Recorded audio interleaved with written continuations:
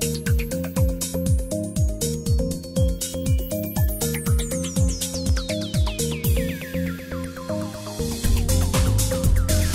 dia a todos. Meu nome é Marcelo Alac, sócio do escritório de Jones Day, aqui em São Paulo. Nesses momentos conturbados e históricos que o Brasil está atravessando e de descrédito sobre uma grande parte da classe política brasileira e também de profundos questionamentos, como mencionado pelo Oscar, sobre os contornos do que significa o Estado de Direito no Brasil e na América Latina hoje, eu tenho o enorme prazer e a imensa honra de poder apresentar quem eu e muitos de nós consideramos como o mais reconhecido e mais qualificado líder do Brasil e da América Latina para falar sobre esses temas no momento de novo onde essa liderança intelectual e moral faz tanta falta e deve ajudar muito os brasileiros a reencontrarem o rumo perdido, como ele gosta de dizer, e também de reencontrar a sua autoestima no futuro. Senhores e senhoras, o nosso querido presidente Fernando Henrique Cardoso.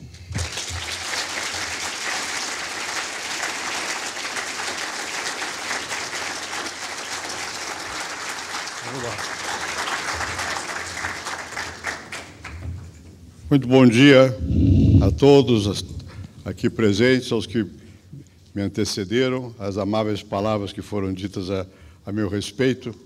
Eu queria primeiro me pedir desculpas. Hoje podem imaginar que não é dos dias mais fáceis para mim.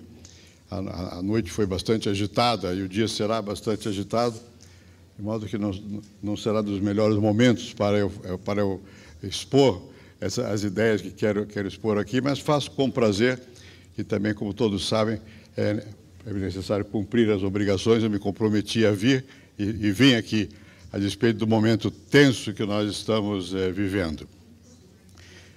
Quero dizer que eu gostei muito das apresentações que escutei e, muito especialmente, a distinção entre rule of law and rule by law. Nós vivemos aqui há muito tempo sob o guante da lei. Desde a descoberta do Brasil, vivemos sob normas impostas, no caso, pelo Estado Imperial Português. E um excesso de normas. A lei sempre existiu, mas foi imposta. Nós vivíamos regrados pela lei, mas não era um Estado baseado na crença na lei. Era alguma coisa que vinha de fora para dentro. E essa é a grande transformação a ser feita, que na verdade não é apenas algo que tem a ver com as estruturas legais e com as estruturas, mesmo com as estruturas sociais, mas tem a ver também com a cultura. Toda a gente sabe, mas não custa repetir, que na nossa formação histórica, e nossa aqui não é só do Brasil, na América Latina, nós, obviamente, partimos do mundo ocidental. Mas esse mundo ocidental foi aqui sofrido pelos que aqui viviam muito mais do que realmente correspondeu a um desejo dos que aqui viviam. E a regra que nos foi trazida foi uma regra baseada no autoritarismo, no Estado absolutista português. A lei existia e o povo estava ali para cumpri-la, mas não por amá-la ou por sentir que aquilo era legítimo. Ao contrário, era alguma coisa que vinha de fora, que era uma imposição. Pouco a pouco, sobretudo depois dos vários momentos de independência, na verdade, nós fomos começando a construir uma outra relação entre o cidadão, a pessoa, e a lei. E, embora não seja muito dito isso, a verdade é que o sistema democrático, a organização do Estado, segundo alguma forma de Constituição, é alguma coisa que no Brasil, na América Latina, já tem alguns séculos. Nós não somos uma democracia tão nova quanto parece, né? A partir já da primeira Constituição de 1823, havia a aspiração da existência de um corpo jurídico que tivesse algum tipo de legitimação, embora o imperador, no nosso caso, Dom Pedro I, tivesse fechado a Constituinte e tivesse promulgado a sua Constituição, mas logo em seguida, com a regência, nós vimos outra vez uma reaproximação entre a ideia da lei, de quem a faz, qual é a base de legitimidade dela, e o demos, o povo. E se começou a construir algum jogo que já dizia respeito à existência de um rule of law, acreditar na lei. Isso não foi fácil durante todo o Império, no caso do Brasil, e diversamente em outros países. Não vou entrar em detalhes, embora pudéssemos falar sobre um ou outro país, mas isso foi pouco a pouco sendo constituído, e no nosso caso, no caso do Império, a partir da maioridade de Dom Pedro e a partir da Constituição de um sistema partidário curioso, porque era um sistema bipartidário, liberais e conservadores, baseado numa sociedade escravocrata, onde, portanto, a igualdade não era a questão que se punha na lei. Ao contrário, a lei punha a questão da desigualdade, porque tinha os livres e os escravos. E, além do mais, as franquias civis eram limitadas, mulheres excluídas, pessoas de renda mais baixa excluídas e assim por diante. Não obstante, o jogo entre alternância de poder começou a existir. Uma alternância, de alguma maneira, mistificadora, porque não derivava da força relativa da cidadania, senão que derivava da percepção, no caso do Brasil, pela coroa, pelo imperador, da necessidade de mudança. E como um país como o nosso, como qualquer grande país, com a população enorme, um estado territorial enorme, tinha que resolver certas questões de imposição da lei, uma das quais era organizar a federação, como é que se organiza o Estado Nacional. E, no nosso particular arranjo, essa organização estava baseada na existência da representação, Câmara e Senado, com algum tipo de eleição. Há muitas discussões durante o Império sobre qual é a melhor maneira de fazer a eleição, se é por círculo, se não é, quem se qualifica, quem não se qualifica. Uma longa tradição de debate jurídico a respeito da forma de chegar-se à representação. Mas, além disso, a sustentação do poder estava, obviamente, como reiteradamente dito no Brasil, na grande propriedade, na escravidão e na organização política do Estado. Se Dom Pedro II, já não o primeiro, Dom Pedro II, fez alguma coisa de mais notável, foi que, de alguma forma, organizou o Estado brasileiro. E organizou como? Organizou através de um sistema que se criou uma espécie de burocracia, uma burocracia imperial, que designava aqueles que iam ser os chefes de província e que se amparavam numa organização paramilitar, que era a Guarda Nacional, e isso tudo convivia com a representação formal na Câmara e no Senado. Mas havia alguma arquitetura já de uma ordem estabelecida, e que essa ordem era complexa, também era minuciosa, já não tinha o mesmo caráter anterior da ordem impositiva que vinha da coroa portuguesa para cá, mas ainda assim era uma ordem no qual o demos, a população, mais sofria as consequências dela do que participava da sua elaboração. E o que é mais significativo, não havia propriamente o desenvolvimento de uma cultura da regra da lei e da aceitação de um princípio que é chave, que é que todos são iguais perante a lei. Isso não quer dizer que são desiguais sobre muitos aspectos, mas tem que ser, pelo menos perante a lei, iguais. Não era assim na nossa cultura. Não há ninguém melhor do que Sérgio Buarque de Holanda para caracterizar, desse ponto de vista cultural, o que era o ethos do brasileiro, o sentimento da cultura brasileira. Não era democrático. Era, na linguagem dele, o do homem cordial. O homem cordial, ao contrário do que pode parecer no senso comum, é o homem impulsivo, é o homem do coração, que é arbitrário, que faz aquilo que lhe convém e que, portanto, não respeita a regra da lei. E isso vem somado a outra tradição, que já vem de longe também, mas que foi se enraizando nas nossas práticas jurídicas, e mais do que jurídicas, políticas, e mais do que políticas culturais, que é a ideia do patrimonialismo, da indiferenciação entre o público e o privado, da possibilidade da existência de um certo grau de arbítrio para favorecer a família e os próximos, o círculo dos mais íntimos, e para permitir, portanto, que se fosse constituído um Estado patrimonialista e que esse Estado patrimonialista passou a ser, na verdade, aspirado pela população. Ou seja, passou a existir a crença de que, aspas, a legitimidade da ação governamental não deriva do fato dela seguir a lei, mas deriva do fato dela conceder benesses, e dessas benesses serem aceitas. Daí para o populismo não foi muito difícil. E, na verdade, ao mesmo tempo, isso vindo já do Estado português, imperial português, a ideia de que a sociedade se organiza por seus interesses mais específicos e corporativos.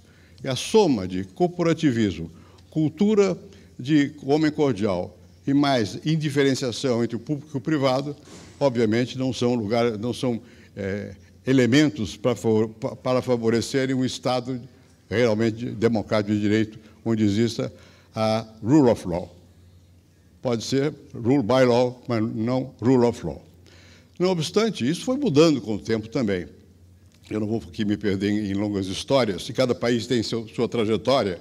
Isso tem a ver também, se eu olhasse do ponto de vista sociológico, com os momentos diferentes em que diferentes camadas da sociedade passaram a ter maior predominância sobre outras camadas. Uma coisa foi esse quadro genérico que eu estou descrevendo, num período em que as sociedades basicamente estavam organizadas para a exportação, embora o mercado interno tivesse sempre tido um certo peso, mas e que era possível uma dominação de pequenos grupos, aqui chamadas repúblicas oligárquicas, né, desse período, para uma expansão desse processo, quando as classes médias tiveram mais força em vários países. Na Argentina, isso claramente ocorreu com a formação do Partido Radical, e quando chega Irigoyen ao poder, em 1918, mais ou menos, já se tem uma classe média formada, e já se tem uma demanda de outra natureza, uma tentativa de dizer, olha, não basta haver um Estado patrimonial, é preciso haver um Estado que se assegure mais direitos à cidadania.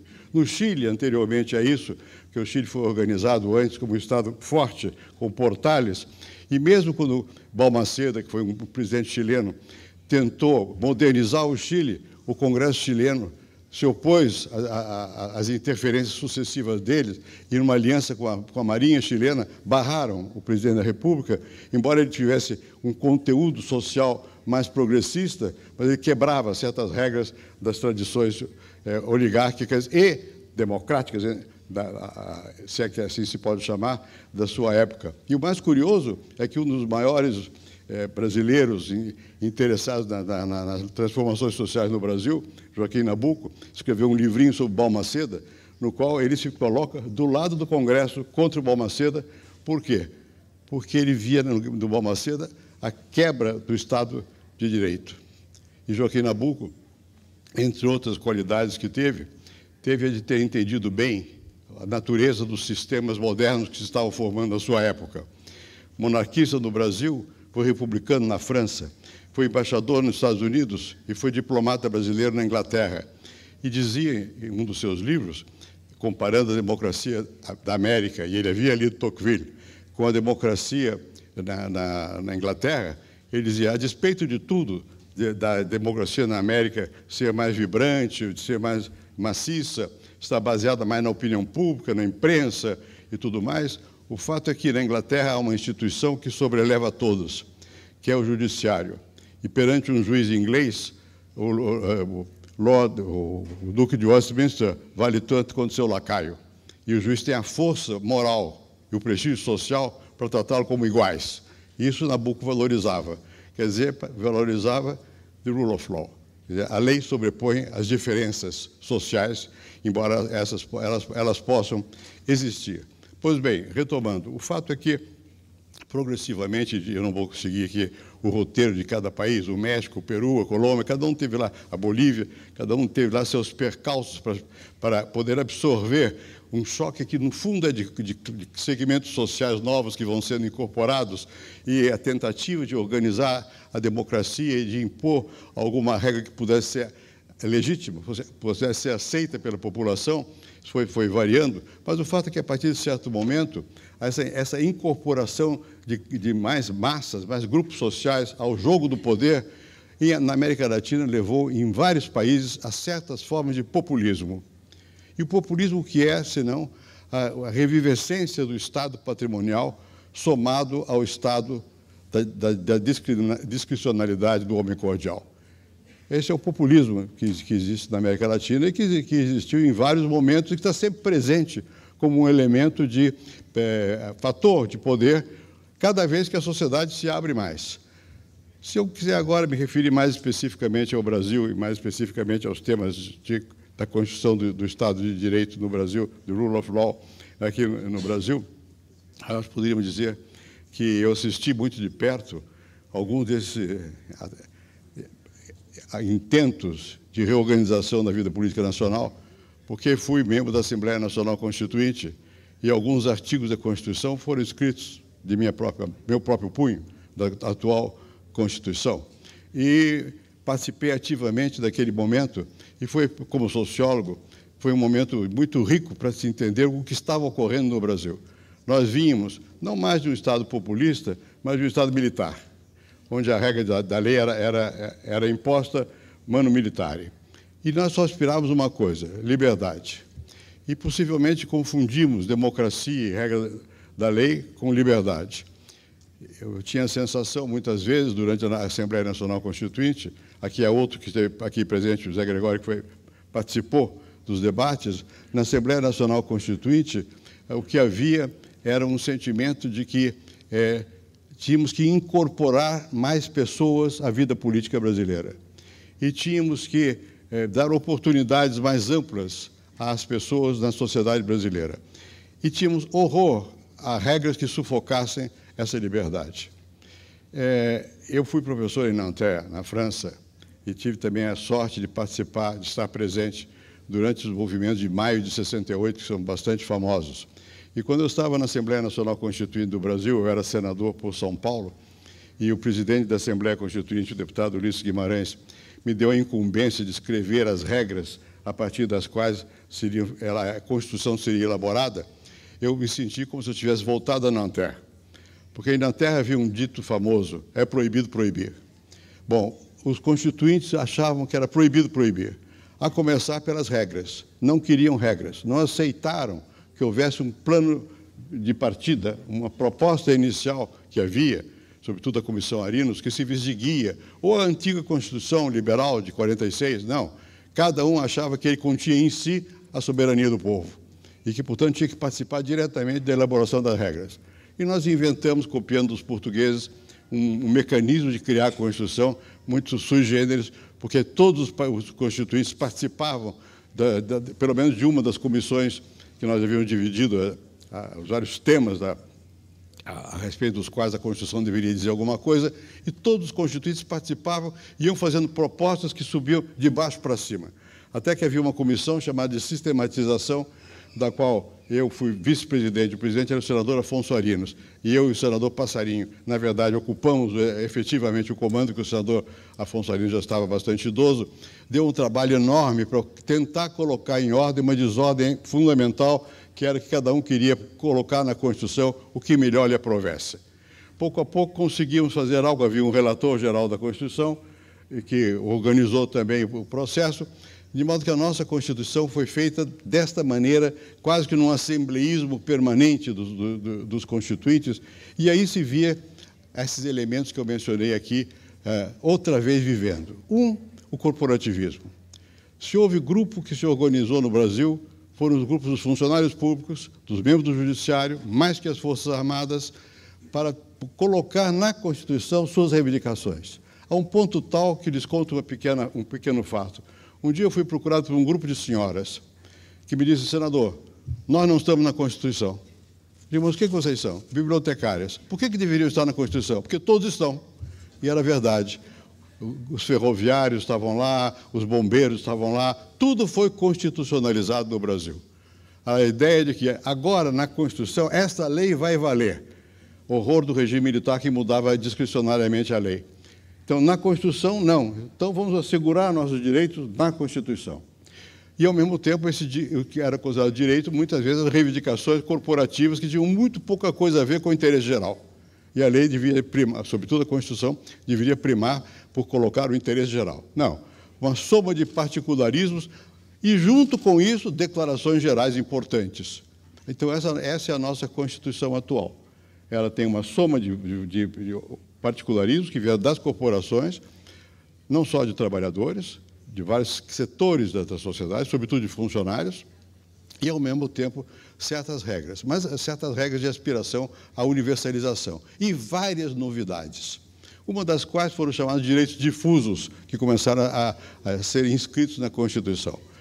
E depois, mais do que os direitos difusos, por exemplo, o direito do consumidor, o direito do meio ambiente, esse tipo de direito, passou a haver também a crença de que era preciso ter uma organização institucionalizada que cuidasse da lei independentemente do Estado, do poder, do governo. E se fez uma separação que foi muito importante entre a Advocacia Geral da União, que cuida dos interesses da União, o advogado-geral da União, que veio depois está aqui, o ministro Gilmar Mendes, sabe disso. No começo foi muito difícil organizar a Advocacia Geral da União, porque havia opção para os procuradores da União. Eles poderiam ficar na Advocacia Geral da União ou deslocar-se para uma nova instituição, que era o Ministério Público. E massivamente se voltaram para o Ministério Público, tivemos que criar novas carreiras, novos concursos para criar a Advocacia Geral da União e o Ministério Público.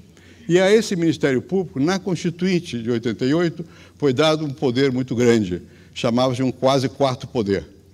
E a interpretação dada por lei à alçada do Ministério Público, no tempo do ministro Maurício Correia, foi maior ainda, de tal maneira que os procuradores da República passaram a falar em nome da sociedade pela vigência da lei, e não em nome do Estado, e passaram a poder depois de representar junto aos tribunais em nome da sociedade contra o Estado.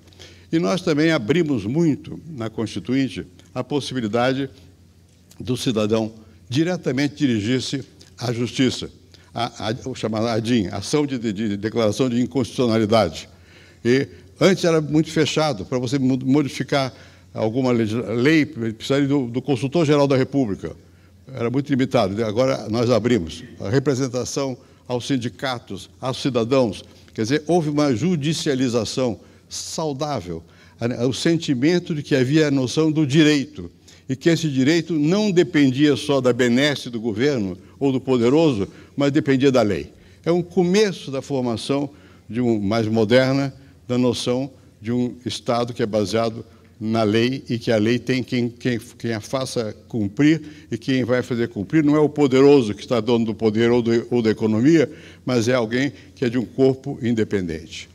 Bom, isso foi feito, houve muitas transformações importantes na vida política brasileira a partir da Constituição de 1988, e também isso foi permitindo, pouco a pouco, aquilo cujas consequências nós estamos vivendo no momento atual e que vão se estender. O que é? É que, ao mesmo tempo, houve uma espécie de profissionalização de várias funções que antes eram discricionárias. Crescentemente, certos órgãos do Estado passaram a depender de concurso público, de carreira e de mecanismos de acesso ao comando que independem, até certo ponto, da força política. Isso foi constituindo, dentro do aparelho de Estado, aquilo que é saudável, que é aqueles que são os executores da lei e que não são obedientes ao poder político diretamente. Quando o poder político não segue a lei, ele pode não se opor ao poder político. Isso que pode parecer banal, é muito difícil de se fazer numa sociedade que tem enraizada em sua cultura de outra maneira, que pensava as coisas de outra maneira. Mas nós estamos assistindo isso no Brasil. Progressivamente, o que antes existia em alguns corpos políticos, públicos, por exemplo, nas relações exteriores do Itamaraty, que há muito tempo se organizou em função de não tanto tempo assim, mas de concurso público, de carreira independente, que com todo o que se possa criticar do Getúlio Vargas fez, o DASP, o Departamento de Administração do Serviço Público, que incentivava a formação de carreiras, concursos. O Vargas era uma pessoa interessante, porque ao mesmo tempo que ele era um autoritário e vinha da formação do positivismo brasileiro, que acreditava no governo unipessoal, ele também tinha noção da necessária racionalidade da prestação pública de serviço, e tinha uma certa resistência ao da cá toma lá, que está implícito no jogo partidário. Então, alguns órgãos começaram a se organizar assim já há mais tempo, mesmo especialmente os órgãos que dizem respeito à administração dos recursos públicos. Hoje nem se fala, o Banco Central tem uma independência bastante grande, um corpo técnico bastante grande, mas pouco a pouco isso foi acontecendo no Ministério Público, já existia no sistema judiciário, foi se afirmando no sistema judiciário e chegou a penetrar até mesmo nas polícias, como na Polícia Federal. Eu devo dizer que a mim, que lutei contra o regime autoritário, essa coisa toda, que fui para o exílio e tudo mais, me choca ver até hoje nas ruas para a população saudando com entusiasmo a Polícia Federal. Isso é absolutamente novo no Brasil, porque a polícia sempre foi vista como órgão de repressão. Quando você vê a polícia como algo que é de Estado, vamos ver se vai ser mesmo, mas, enfim, já é um sinal de um amadurecimento institucional. Ou seja, nós estamos conseguindo progressivamente, no caso brasileiro, não apenas começar a mudar a cultura, que não é a cultura da rule of law, é a cultura da discricionalidade, é a cultura do amigo, é a cultura do favor, para uma cultura mais baseada na regra. E, ao mesmo tempo, estamos fortalecendo, do ponto de vista institucional, aqueles órgãos do setor público que dizem respeito, precisamente, à efetividade dos comandos segundo a lei. É óbvio que isso afeta o outro tema que está mencionado aqui, que é o tema da corrupção. Tema antigo, quem for ler o padre Antônio Vieira vai ver que não é novidade, fazia discursos tremendos contra a corrupção, isso em século XVII, e por aí vai, não é? É coisa bem antiga, e que foi se agravando progressivamente, no nosso caso, como é talvez reconhecido hoje, na medida em que deixou de ser apenas uma corrupção, deixou de ser uma prática de má conduta individual, para ser uma prática organizacional e não organizada apenas na sociedade civil, mas organizada no Estado e com as bênçãos do poder. Então, mudou a característica do tipo de corrupção que prevalecia, que era a corrupção de pessoas, e má conduta, para ser algo organizado que tem como objetivo fluxo de recursos para a manutenção do poder dos partidos e, eventualmente, escorrega algum dinheiro para o bolso das pessoas. Houve uma certa mudança nisso. Muito bem. Mesmo a questão da corrupção, que se acentuou, como sabem, fortemente, e talvez isso esteja ligado com o ritmo do crescimento da acumulação no capital no Brasil também, se nós nos lembrarmos como foi a história dos Estados Unidos em certas épocas, anos 20, anos 30, não é de assustar o que acontece nesse lado de cá das Américas, da América do Sul, na América do Norte também, quando fomos examinar a formação do Partido Democrático. Existem estudos, há um estudo de um famoso sociólogo chamado Merton sobre o Partido Democrata americano e a relação dos bosses, dos chefes locais, dos caudilhos locais com o mercado negro, seja com a questão da proibição de álcool, seja com as drogas, e depois com as construções daqueles grandes conglomerados populares. Em tudo aquilo houve muita corrupção. E o que aconteceu nos Estados Unidos? Pouco a pouco foram impondo regras e apertando mais, e a velha tradição, crime e castigo. Tem o erro, constatado o erro, tem o tribunal, tem a polícia, paga a pena, vai para a cadeia.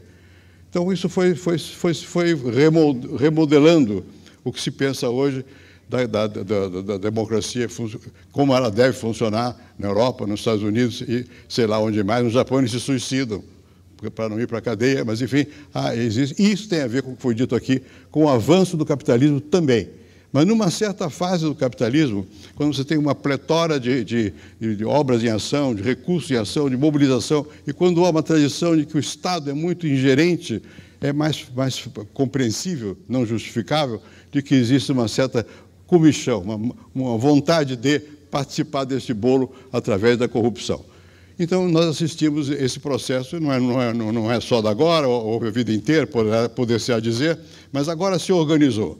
Mas também é verdade que os órgãos encarregados de coibir a corrupção começam a se organizar. E se nós formos ler a nossa Constituição, tem lá o artigo 37, se não me falha a memória, eu sou autor da emenda, com outros, onde se coloca claramente que a ação administrativa requer legalidade, requer publicidade e requer uma porção de pressupostos que implicam na transparência e que implicam no controle dos atos da administração. Está na Constituição.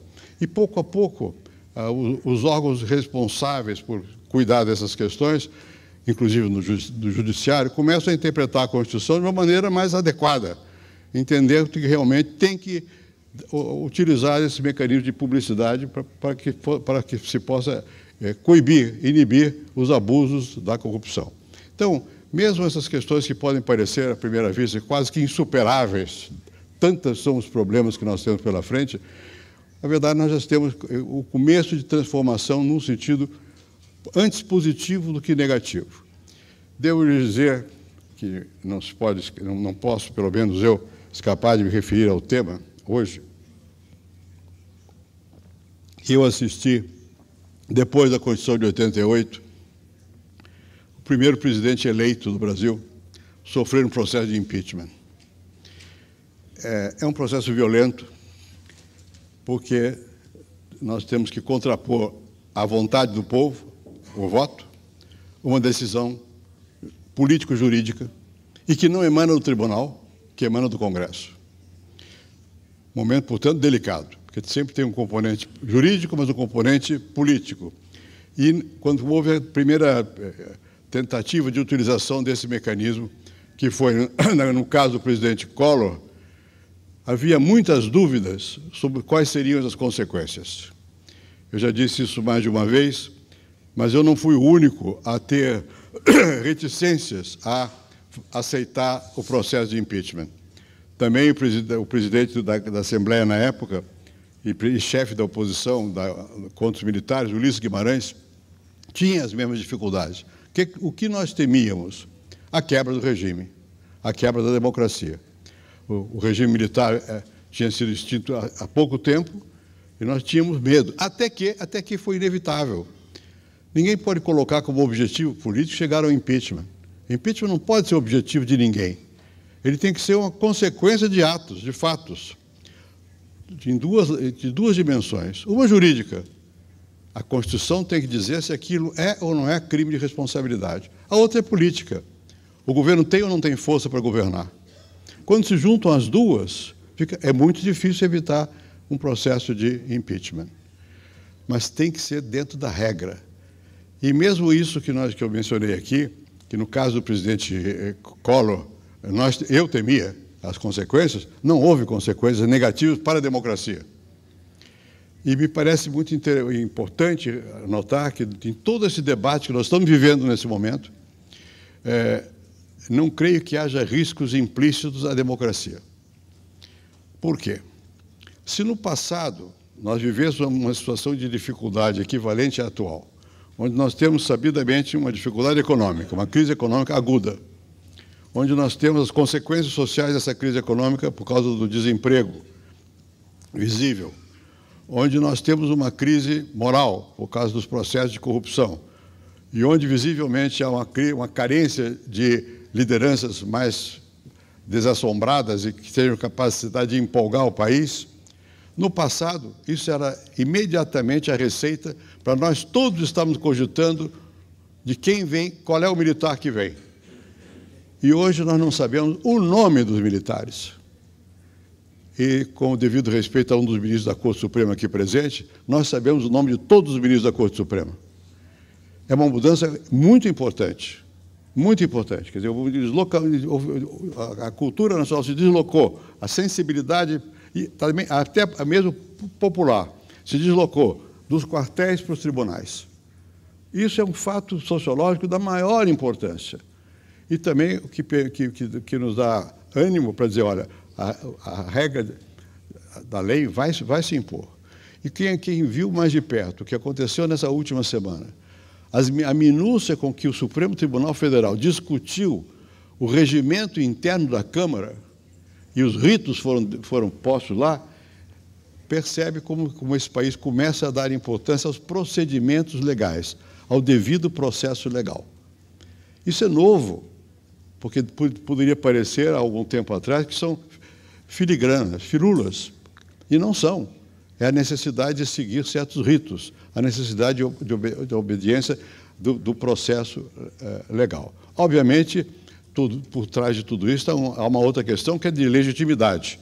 Não é só seguir a regra, é que essa regra seja aceita, que ela tenha o consentimento da sociedade.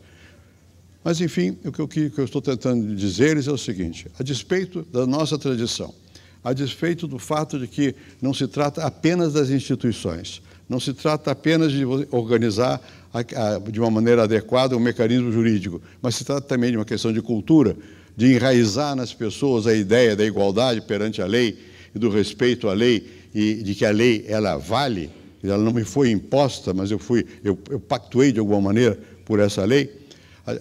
Existindo esse conjunto de processos, com esse selo, com essa marca de que há uma compreensão crescente da importância que assim seja, nós estamos realmente construindo um Estado democrático de direito. E o Estado democrático de direito, e com isso eu termino, é um Estado que está baseado exatamente no que foi dito aqui esta manhã. Não é o Estado by law, by rule, of rule. É o Estado em que a regra não é imposta, mas em que nós entendemos a validade do conjunto das regras e a importância delas para que elas possam nos governar.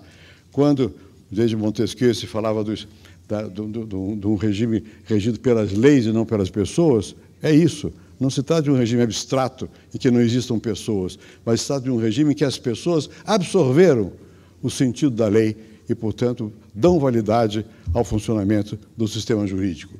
Eu espero que com discussões desse tipo e com a prática do que nós estamos vendo no Brasil, nós progressivamente construamos de uma maneira efetiva um Estado de Direito, e que esse Estado de Direito, além de se garantir a igualdade perante a lei, mantenha aquilo que está na nossa Constituição também, que é a necessidade de um Estado que se encaminhe na direção de igualdade de oportunidades e de maior nivelamento da sociedade, de maior igualdade na sociedade.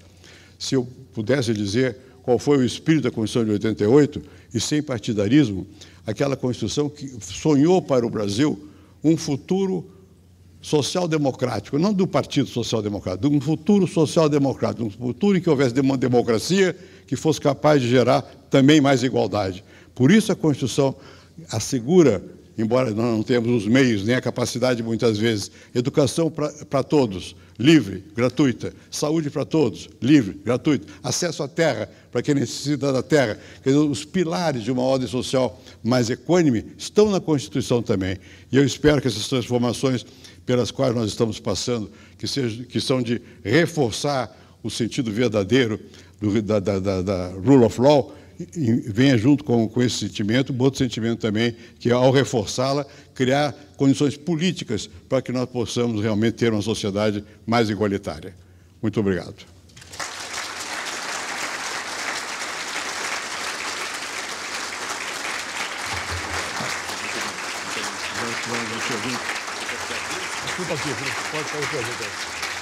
Obrigado.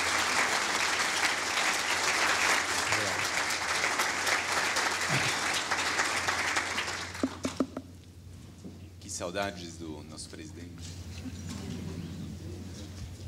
Também eu penso assim que quando nos Estados Unidos tentamos interpretar a Constituição e pensar no que o Jefferson estava pensando, a gente tem que fazer um monte de pesquisa. Aqui nós temos o presidente Fernando Henrique Cardoso para interpretar a Constituinte, eu acho muito interessante.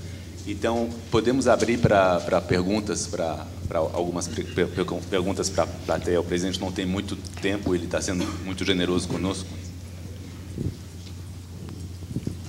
Bom dia, presidente. Eu gostaria de perguntar a sua opinião sobre o déficit de realização, de utilização dos instrumentos democráticos que a Constituição nos proporciona. Há, no mínimo, 27, que vão desde a discussão sobre política urbanística, até eleição direta, plebiscito, referendo. E quando se faz uma pesquisa, até hoje, desde 88, só houve, por exemplo, 7 projetos de lei de iniciativa popular aprovados pelo Congresso. Ao que o senhor atribui esse déficit de participação efetiva, através, pelo menos, dos instrumentos formais ou típicos de participação em deliberação?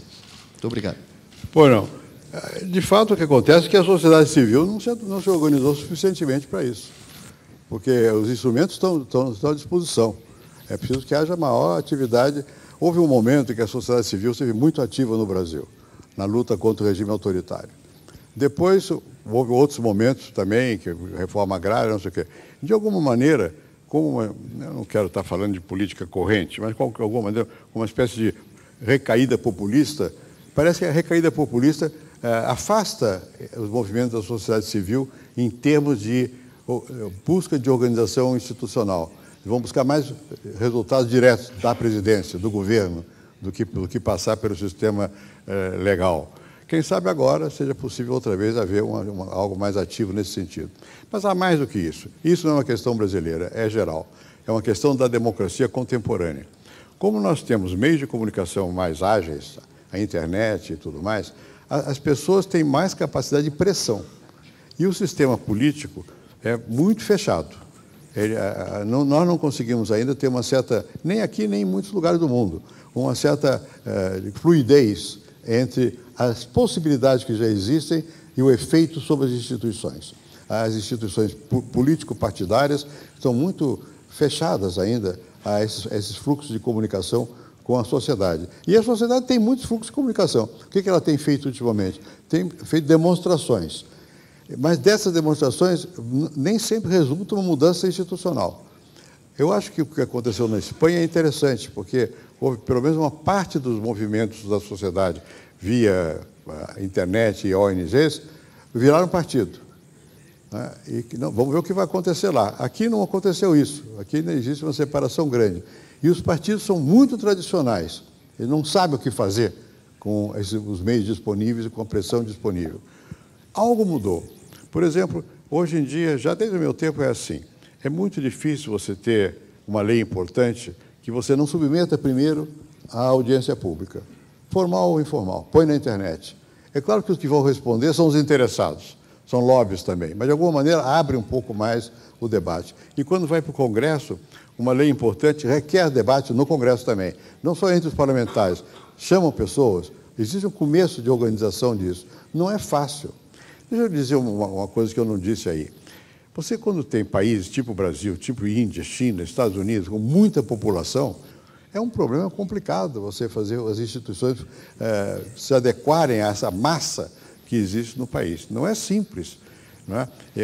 Se você vê, tem um filme que eu gosto muito, chamado A Gangue de Nova York, As Gangues de Nova York, que você vê como eram os Estados Unidos no passado. Colocar toda aquela gente dentro da rule of law foi uma façanha. E lá eles criaram seus mitos, Jefferson, a Constituição, né? Que eram valores. As pessoas são muito diferentes, muito desiguais, muito segmentadas, mas há um conjunto de coisas. Aqui nós não temos tanto assim, mas algo se conseguiu. Algo se conseguiu. Bem ou mal, são 200 milhões de pessoas, de nível educacional relativamente baixo, e você consegue alguma coisa. Nós precisamos conseguir mais. Né? E com essas formas modernas de comunicação, esses 200 milhões vão ser mais ativos, crescentemente mais ativos. E se nós não tivermos imaginação institucional para fazer, digamos, os canais de transmissão, as dobradiças que permitam as portas se abrirem, aí vamos ter problema. Acho que tem uma pergunta ali. Presidente, bom dia. Em primeiro lugar, é uma honra estar aqui, vivendo pessoalmente. Eu fiz economia na UFRJ, direito na UERJ, bem na época da estabilização econômica, plano real. E a minha pergunta é a seguinte: hoje em dia eu trabalho no mercado financeiro, mas também com docência, e o meu desafio é, acho que, angariar as pessoas para o pensamento político e para a economia brasileira recente. Então, eu conto para eles a história. Até pouco tempo atrás, a gente estava discutindo aqui na Getúlio Vargas a questão do impeachment, de 92, os alunos assistiam como se fosse algo que fosse de uma outra era. A minha pergunta é a seguinte: como a gente consegue disputar com o mercado, com outras opções profissionais, as melhores cabeças para a carreira política? Ontem, a gente assistindo, acho que a votação, ninguém ficou muito admirado com a qualidade dos representantes, mas os nossos melhores jovens não querem ir para a política, eles não querem saber disso, eles têm um descrédito muito grande. Como a gente concorre com um grande banco ou com um grande escritório e faz com que esse jovem realmente queira se identificar de novo com esse rito? Eu tenho um amigo lá nos Estados Unidos chamado Alfred Stepan, que agora está aposentado, professor da Columbia University. E o Stepan esteve aqui no Brasil um tempo que eu estava no Senado, fazendo uma pesquisa. Ele era muito ligado à questão de parlamentarismo, presidencialismo. Um outro professor chamado Juan Lins era muito ligado também. E o Stepan fez uma pesquisa aqui e, no final da pesquisa, ele foi lá conversar comigo e disse: olha, eu estou abismado, porque eu encontrei um nível de parlamentares, foi nos anos 80, na Câmara, no Senado, muito elevado, muito mais elevado que nos Estados Unidos. Bom, eu não sei se era mais elevado que nos Estados Unidos, mas, de qualquer maneira, é verdade que havia um grupo de 30, 40, talvez até 50 parlamentares que chamavam de alto clero. Bem, de repente, hoje, não tem mais alto clero e baixo clero. Basta ver a votação ontem. É tudo baixo clero. Né? Bem, mas por que isso? Porque houve democratização. Quer dizer, é preciso ver o outro lado da questão. Quer dizer, nesse meio tempo, o que aconteceu no Brasil? Houve uma democratização grande. E a democratização levou a que aparecesse como representantes da sociedade pessoas que antes não estavam no Congresso e que não tinham aquela formação, porque não eram da classe média alta, são pessoas do povo. Tem muito mais gente do povo hoje do que tinha no passado. O que aconteceu simultaneamente? O mercado cresceu muito, especialmente o financeiro, e atraiu talentos. Então, os talentos de classe média, classe média alta, foram para o mercado e não querem saber da política. E se horrorizam quando vem a política oposta pelo povo. Mas é o povo que está lá. Quer dizer, haverá um momento em que vai ser necessário educar mais, isso vai acontecer, essa população, eu não sou contrário a isso, eu acho que é uma revolução, uma mobilidade social. Não é? Mas é preciso também que as pessoas que se creem superiores, embora não sejam necessariamente, elas entendam que vão precisar participar da política. Por quê? Porque o mercado precisa da regra também. Sem regra não vai avançar o capitalismo. Nem o capitalismo, nem o chineísmo, se fosse China. Precisa de ter regra. E precisa ter gente capaz de funcionar de modo a poder elaborar regras e tal e coisa. Então, eu acho que é uma questão de tempo. Vai ser necessário que algumas pessoas voltem para ter interesse na vida política. Está começando a ter. Tem vários partidos surgindo aí que não têm importância política nenhuma, eleitoral, mas tem importância, digamos, de marcar que setores que não são habituados, não estavam habituados à vida política, descobriram que vão precisar participar da vida política. E tem que descobrir também que aquilo que nós vemos na televisão, que são os representantes do povo, eles são representantes do povo, foram eleitos pelo povo. Não é? Quer dizer, o povo é um pouco assim. Eu me lembro quando eu fui por acidente, virei senador da República e hora da universidade, os meus colegas, mas como é que você aguenta aquela gente? Aquela gente é o povo. No povo, naquele tempo, não era tão povo assim. Aí supõem que tudo ali seja bandalheira. Não é bem assim. Não é bem assim. Tem também, como tem também no outro lado, muita bandalheira. Você basta ver o que está acontecendo de corrupção no Brasil, não foram só os políticos, os empresários entraram também, né? Mas a gente tem que ter a humildade de ver como são as pessoas. E muitas vezes, meus amigos, você aguenta fulano de tal? Eu digo, olha aqui, fulano de tal tem seus interesses, eu tenho que saber qual é o interesse que ele tem. Eu não vou ficar de acordo com o interesse dele, eu tenho que saber porque ele está representando alguma coisa. E eu não posso julgar de cara que eu estou certo e ele está errado. Isso é o começo do totalitarismo, você não aceitar o outro. Você tem que aceitar o outro, mesmo que ele é diferente de você. Né? E às vezes digamos, aspas, é bandido. Mas ninguém é bandido o tempo todo. Às vezes, outras vezes não é. A gente tem que ter um pouco mais de flexibilidade no juízo de por que as pessoas estão agindo assim ou assado.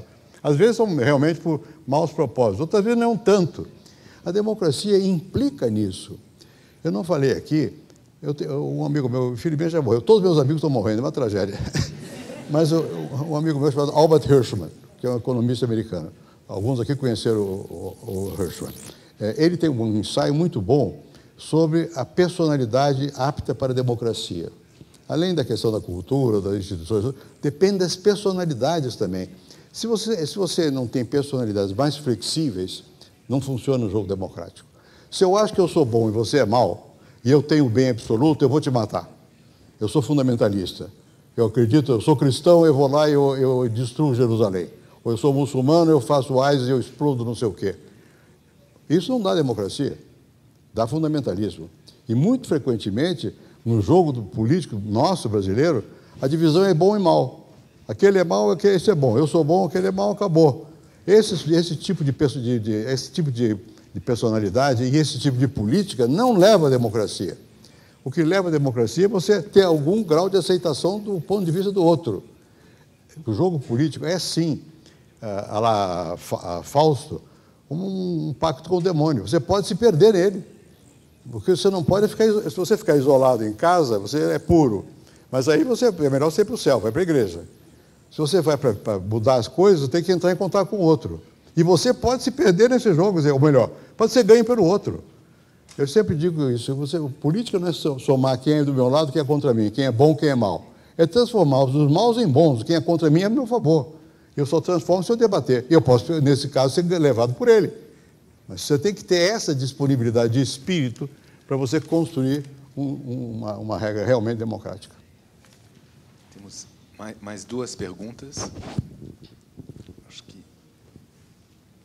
Acho que tinha uma por ali. Senhor presidente, bom dia. Agradeço pela palestra. Eu tenho uma pergunta relacionada ao presidencialismo de coalizão.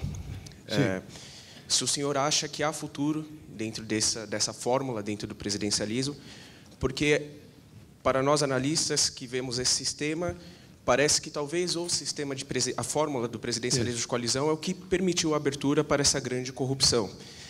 Mas, ao mesmo tempo, dentro de um sistema como o nosso, representativo, tão fragmentado, é difícil encontrar uma outra fórmula para que o sistema democrático funcione.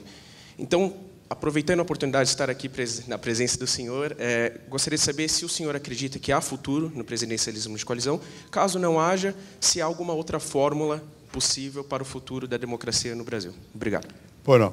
Veja, eu mencionei aqui que quando nós fizemos a Constituição, nós tínhamos horror a restrições. E quando você lê na Constituição, a liberdade de organização partidária é enorme. O Congresso, mais de uma vez, já votou regras restritivas. Seja a regra de barreira, seja o certo número de votos necessário em cada estado para o partido ser reconhecido como partido, seja a regra que proíbe a coligação nas eleições proporcionais, e elas foram derrubadas pela Corte Suprema. Por quê? Porque, de fato, a Constituição precisa de uma emenda constitucional para poder mudar isso aí. Dito isso, o que foi feito na Constituição permitiu realmente a formação de partidos. E tem mais. A regra eleitoral brasileira impõe que o presidente da República seja eleito por maioria absoluta de votos. Ou no primeiro turno, eu fui eleito 2 vezes no primeiro turno, 54%. Ou no segundo turno, como o caso do Lula e da Dilma, nas 2 vezes que foram candidatos. Em todos os casos, inclusive Collor, Dilma, todos, o presidente foi eleito por maioria absoluta, porque a lei obriga. Mas o partido do presidente não teve mais do que 20% dos votos. Então, ou o presidente faz aliança no Congresso ou não governa. Bem, a aliança você pode fazer antes da eleição, depois da eleição. No meu caso, eu resolvi fazer antes da eleição, com muita discussão, muita briga, muita crítica. Mas eu não governo. As pesquisas mostravam que eu podia ganhar sozinho, como o Lula também, pode ganhar sozinho. Ganha, mas não governa. Precisa ter aliança. Então, faz aliança. Quando você tinha, até certa altura, 4, 5 partidos, no meu caso, basicamente, eu tinha uma aliança com mais 2 partidos, basicamente. Você pode chamar disso de presidencialismo de coalizão. O que junta os partidos? Eles são diferentes. Se não fosse diferente, seria o mesmo partido. Você não faz aliança com quem é igual, faz aliança com quem é diferente. Como é que você junta? Tem que ter um programa, tem que ter uma agenda. Se você for ler as minhas memórias lá dos 2 primeiros anos da presidência, e vai continuar assim o resto do tempo, você vai ver que o tempo todo eu estava forçando uma agenda. Eu faço aliança porque eu quero ganhar isso, eu quero reformar, quero fazer isso e tal. Muito bem. É difícil, mas o sistema poderia funcionar. Nós não temos mais presidencialismo de coalizão. Nós temos presidencialismo de cooptação. A certa altura, um presidente, que eu não preciso dizer o nome, todo mundo sabe qual é, resolveu que, em vez de fazer uma aliança com um grande partido, é melhor fazer com pequenos. E, para fazer com os pequenos, distribuiu posições. E, mais tarde, dinheiro. Isso não é mais coalizão. É a corrupção da democracia. Imagina, nós temos hoje, no Congresso, 25 partidos, e fora dele mais de 30. Isso é inviável. Esse sistema está arruinado. Quer dizer, eu não sei como é que ele vai renascer, mas não tem como funcionar. Qualquer um que vá para lá, não tem como funcionar. Ele está viciado.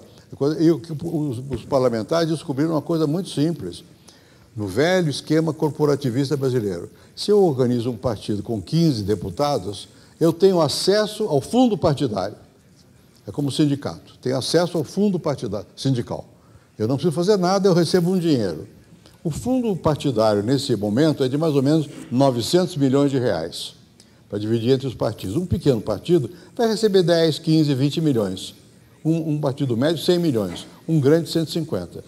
Com isso, não só o partido vive, como as pessoas do partido vivem. E a burocracia do partido vive. Então, vale a pena fazer partido. Além do mais, se eu tenho um partido, eu vou tentar obter do presidente um ministério. Se eu não sou grande o suficiente para ter um ministério, uma diretoria de um banco importante, uma agência governamental importante. Esse sistema corrompeu a democracia. Nós estamos vivendo um momento de uma democracia que está corroída. Não é só a corrupção que se fala da empreiteiras, que é verdadeira, partidos, campanha eleitoral. A própria democracia está corroída. Isso vai ter que ser refeito, vai ter que ser modificado. Então é isso que eu penso. Eu não defendo esse sistema, não. Ele foi se transformando e não é mais um presidencialismo de coalizão, mas é de cooptação via benesses, seja prebendas públicas, seja dinheiro. Será que teríamos uma última pergunta? Está lá atrás.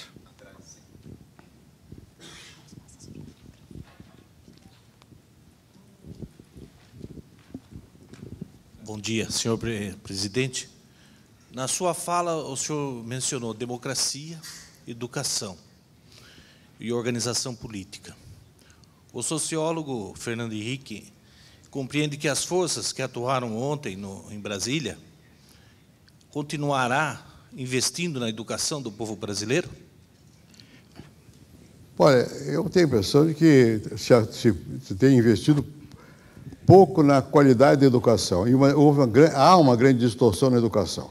Eu paguei um preço elevado, porque, vendo os números, era óbvio que havia que inverter o gasto público do governo federal, que era concentrado em universidades, para o ensino primário. Mudamos a Constituição para que fosse possível fazer uma transferência de recursos do federal para o municipal e para dar um salário melhor e municipalizar a educação primária. Bom, isso, de novo, sofreu uma involução. Foram criadas uma enorme quantidade de universidades, entre aspas, porque não são verdadeiramente universidades, né? E houve, de novo, uma perda de foco, que a questão central é a qualificação desde o início, e talvez nem só no primário, mas embaixo. É caro, mas a questão não é que é caro, tem que ter gestão, capacitação, formação. Eu não sei, existe hoje aí, se é uma área em que a sociedade civil é ativa, é nas ONGs sobre educação. Tem o Todos para a Educação, tem metas para a educação, mas existe muita barbaridade na educação ainda. O que está sendo feito agora nos parâmetros curriculares é uma coisa insensata. Estão modificando os currículos de uma maneira absolutamente ideológica, absolutamente insensato. Eu não sei se o que aconteceu ontem vai modificar muito ou não. Tomara sim. Mas o que está acontecendo hoje é péssimo, né? Tem o ProUni. O ProUni criou uma enorme quantidade de escolas privadas. A bolsa foi dada digamos, a dívida que isso está produzindo é enorme, porque as pessoas não pagam depois a Caixa Econômica ou onde seja. Então, isso tem que ser repensado. Um dos grandes problemas que nós temos no Brasil é que Nós não fazemos a análise dos programas. Eu não estou dizendo que eu tenha feito, não. Isso é cultural nosso. Nós temos horror à avaliação, horror à competição. Isso está mudando.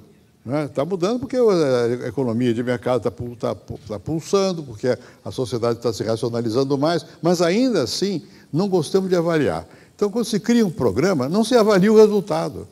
Eu vou dar um exemplo que não é na educação. Na educação é igual. Você cria o programa e depois não sabe se está bom, está mal.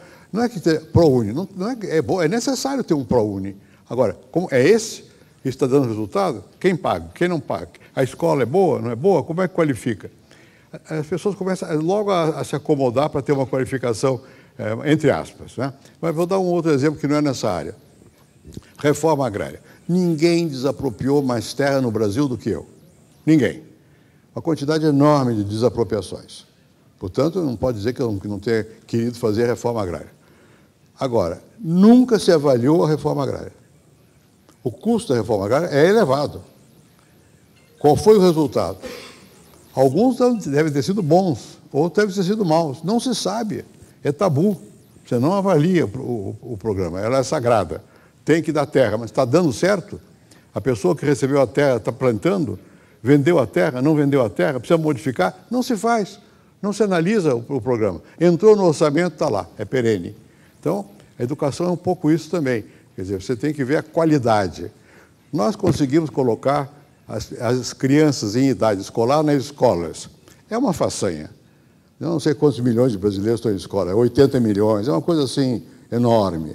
Não é? Está lá. Estão todas na escola. Agora, o que é escola? Quantas horas fica uma criança na escola primária? 4 horas por dia. Não vai poder competir, não digo nem com os chineses, não vai competir com os argentinos, não vai competir com os chilenos. Não dá, tem que estender. É barato? Não, é caríssimo. Faz de repente? Não se faz de repente. O que é chave para isso? Não é dinheiro só. Formação do professor e gerência da escola. E nós não cuidamos, na educação como no resto, basicamente dos aspectos gerenciais. Por que a universidade tem que ser gerida pelos professores, que não são especializados em administração? Não tem razão. Quer dizer, a USP, que é a minha universidade, a Universidade de São Paulo, o reitor está lá há algum tempo, foi lá me ver. Me disse o seguinte: nós estamos gastando 105% do orçamento. 105%. O orçamento é enorme, porque é ligado agora vai cair, ao ICMS. Né? É bem poupudo o orçamento. Gasta acima do orçamento. Como é que gasta? Porque tem patrimônio, está torrando patrimônio. Má gerência. Eu fui membro do Conselho Universitário da USP, tinha 27, 28 anos, eu era membro do Conselho Universitário. Aqui tem uma coisa chamada herança jacente. Quando você morre e não tem descendentes, vai para a universidade. A USP herda casas, fazendas, patrimônio. Era uma discussão infinita, porque alguns queriam racionalizar. Vamos vender, vamos transformar em ativo que renda. Não, é patrimônio, fica lá.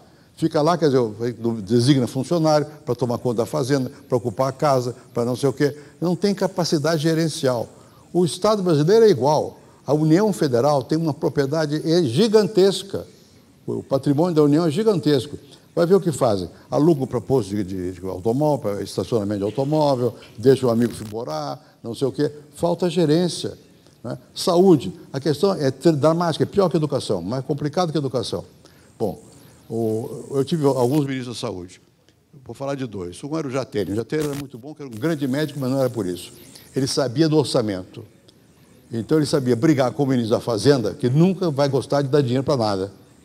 Eu fui ministro da Fazenda. O ministro da Fazenda quer guardar, quer ter superávit. É preciso que o ministro da área específica tenha a capacidade de discutir, mostrar ao presidente que tem como pagar. O Jatene sabia fazer isso.